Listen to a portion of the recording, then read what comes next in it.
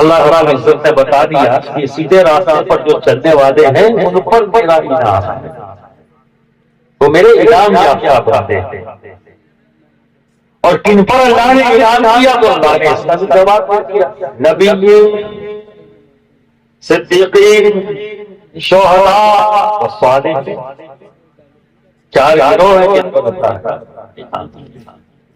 اب یہاں بھی ہمیں تلاش کرنی، ہمیں پریشان نہیں ہونا۔ نبی کا راستہ صراط مستقیم، صدیق کا راستہ صراط مستقیم، شہداء کا راستہ صراط مستقیم، صالحین کا راستہ صراط مستقیم۔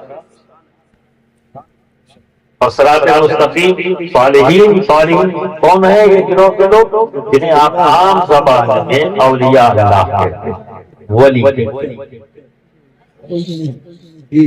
سرکار غریب نواز ہو، سرکار سیدنا غوث اعظم ہو، سرکار مخدوم میں سے گروہ ہے صالحین۔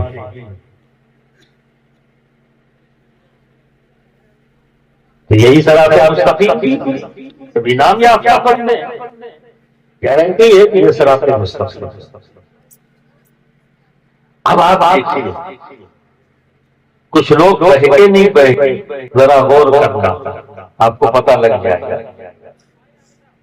یہ جو آپ نماز پڑھنے مسجد میں جاتے تھے، تلاوت کرتے تھے، مطلب سمجھتے ہیں کہ آپ نے کیا کیا؟ اگر میں آپ سے پوچھوں کیا آپ اپنے رب سے بات کرنا چاہتے ہیں، کلام کرنا چاہتے ہیں؟ بولو، یہاں کتنے لوگ ہیں جو اپنے رب سے کلام کرنا چاہتے ہیں؟ سبھی نا؟ لیکن آپ ایک چیز دیکھیں، کبھی غور کریے، میرے تو نالج میں یہ ہے کہ ایک مسلمان اگر سب سے زیادہ گھڑی کہیں دیکھتا ہے تو وہ مسجد میں۔ بولو صحیح ہے؟ صحیح ہے؟ اچھی بات ہے، ایمانداری سے بولو تاکہ اپنے آپ کو بچا سکو۔ میں اسی جگہ پر تمہیں پہنچانا چاہتا ہوں جہاں غفلت کھیل ہی جاتا ہے اور ہم سمجھ نہیں پائے کہ انجانے میں ہم نے غلطی کیا کیا۔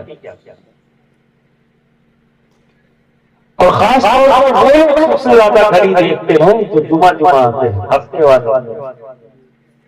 اگر کہیں مسجد کے امام اور خطیب تھوڑا سا زیادہ بول دیں تو پریشان کرتے ہیں، یار امام صاحب لمبے لمبے رکھتے تھے اور گھڑی دیکھ اتنا بچ گیا، اتنا بچ گیا، اتنا بچ گیا۔ یہ ہوتا ہے یا نہیں ہوتا؟ ایمانداری سے بتاؤ۔ ڈرو میں تمہارا ہوں، تم میرے ہو، تو ڈرنے کی کیا بات ہے نا؟ یہاں تو ہم سمجھنے اور سمجھانے کے لیے بیٹھے، اس لیے میں نے کہا کہ آپ کو نعرہ لگانے کا موقع نہیں ملے گا، میں نعرہ لگانا نہیں دیتا، کیونکہ مجھے آپ کے جذبات سے نہیں کھیلنا ہے، آپ کو سمجھانا ہے، احساس آتا ہے، اور ایک بار احساس بیدار ہو جائے تو میں بدلاؤ آ جاتا ہے۔ اپنے احساس کو بیدار کرو، محسوس کرو کہ ان میں غفلت کی چادر ہے، تو مضبوطی سے اوڑھ اور انجانے میں اتنی بڑی غلطیاں۔ سب سے زیادہ گھڑی کہاں دیکھا؟ اب آؤ ایک سوال کرتا تھا، میں بیٹھا ہوا ہوں کسی کے، آپ آئے لے کے لیے مجھ سے، اور کسی نے جو باہر بیٹھے ہوئے ہیں علماء، انہوں نے کہا کہ جاؤ اندر کچھ لوگ بیٹھے ہوئے ہیں، ابھی بات ہو رہی ہے، آپ 10-15 منٹ رکیے، جیسے ہی اندر فارغ ہو جائیں گے لوگ باہر نکلیں گے تو ہم آپ کو اندر دیں۔ تو آپ کو جب روک دیا جائے گا، انتظار کرنے کے لیے کہا جائے گا، تو آپ چلے جاؤ گے واپس یا انتظار کرو؟ بولو، انتظار کرو گے۔ کیوں انتظار کرو گے؟ کہ بھائی کچھ ہی دیر صحیح، آدھے گھنٹے کے بعد صحیح، 40 منٹ کے بعد صحیح، بات ہو جائے گی، کلام تو کر لیں گے، اپنی بات بتا تو دیں گے۔ اسی انتظار کرنا، اسی خواہش کی بنیاد کرنا کہ میں اپنے من کی بات جیسے ہی موقع ملے گا سے لوگ باہر نکل آئیں گے تو میں اندر جاؤں گا اور اپنے من کی بات بھی آپ کے دل میں ہے آ کر کس سے کہنے کے لیے آپ انتظار کرو گے یا نہیں کرو گے؟ بولو کرو گے؟ اس انتظار میں بے چینی ہے، غصہ ہے، اتنی دیر بیٹھنا پڑ رہا ہے، غصہ آئے گا؟ جو محسوس کرو وہی بتاؤ، ایک دم سچ سچ بتاؤ۔ ایک سید کے ساتھ میں بیٹھے ہو، جھوٹ مت بولو، بالکل جو تمہارے احساسات ہو وہی بتاؤ۔ کیا تمہیں اگر آدھا گھنٹہ بیٹھا دیا گیا تو غصہ آئے گا تم کو؟ نہیں، کیوں؟ کیونکہ تم کو یقین ہے کہ آدھا ہی گھنٹہ چاہے لگے، ایک گھنٹہ لگے، میں کلام تو کر لوں گا، میں بات چیت تو کر لوں گا، اپنی بات کو کہہ لوں گا، یہ یقین ہے نا؟ بولو۔ تو جب تم مسجد میں گئے تو کس لیے گئے؟ ارے میں تو اس کا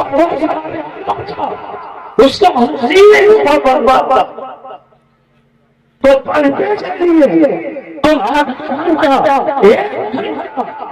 سے انتظار کر لیتے تھے، کیوں؟ یقین ہے تو میری بات ہو جائے، میں اپنے من کی بات میں اب اسی بات کو ذہن میں رکھتے ہوئے جب مسجد جاؤ وہاں کیا کرتے ہیں؟ وہاں کیا کرتے ہیں؟ ارے ایک یا 2 منٹ بھی خدمت کو برداشت نہیں کر پاتے ہے نا؟ کیوں؟ کیونکہ تم صرف جسم کی نماز پڑھتے، صرف جسم کی نماز۔ اب جانا مسجد میں جب نماز کی سے احساس سے جانا، کیونکہ یہ صرف تم جانتے ہو، تمہیں بتایا گیا ہے، تم نے ایک نہیں کئی بار سنا ہوگا کہ جب نماز پڑھو اس انداز میں پڑھو، تم اپنے رب کے سامنے کھڑے ہو، تمہارے رب میں دیکھ رہا ہے، کیا ہوا کہ ہم نہیں دیکھتے، اور رب تو ہمیں دیکھ رہا ہے، اور ہم اپنے رب کے سامنے کھڑے ہیں۔ اور نماز کی حالت میں جب تلاوت کرتے ہو نا، اسی کو کہتے ہیں اپنے رب سے کلام کرنا۔ یہ جو تلاوت کرتے ہیں اپنے رب سے، خواہش تو ہے نا کلام کرنے کی اپنے رب سے، بولو۔ لیکن اگر کانسیپٹ کلیئر نہ ہو تو یہی ہوتا ہے۔ اور اگر یہ احساس کے ساتھ بیٹھے ہو، کبھی 5 منٹ کے بعد 10 منٹ کے بعد ہم سب اپنے رب سے کلام کر رہے ہیں، اس کی اس کے سامنے کھڑے ہو کر جب اس احساس کے ساتھ نماز پڑھو گے تو جسم بھی نماز پڑھوائی ہے، تمہاری روح بھی نماز، نماز پڑھنے کا لطف بھی بدل جائے۔ اب دیکھو کچھ لوگ ہیں جو اللہ کے گھر میں جا کے کیا کہتے ہیں؟ تلاوت کرتے ہیں، اور پھر اس تلاوت میں یہ بھی کہتے ہیں اہدنا الصراط المستقیم صراط الذین انعمت علیہم غیر المغضوب علیہم ولا الضالین۔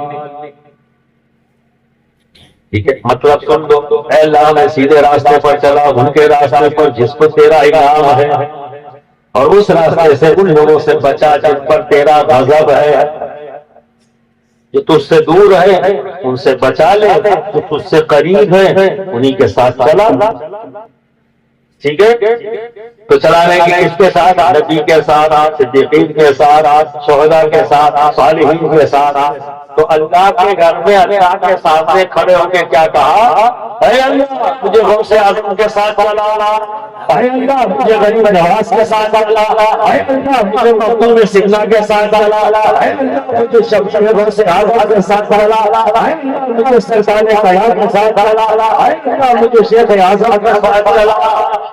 مسجد میں تو یہ کہا، اللہ کے ساتھ یہ کہا، اور جب اللہ کے گھر سے باہر نکلے تو کیا کہا؟ مت جاؤ،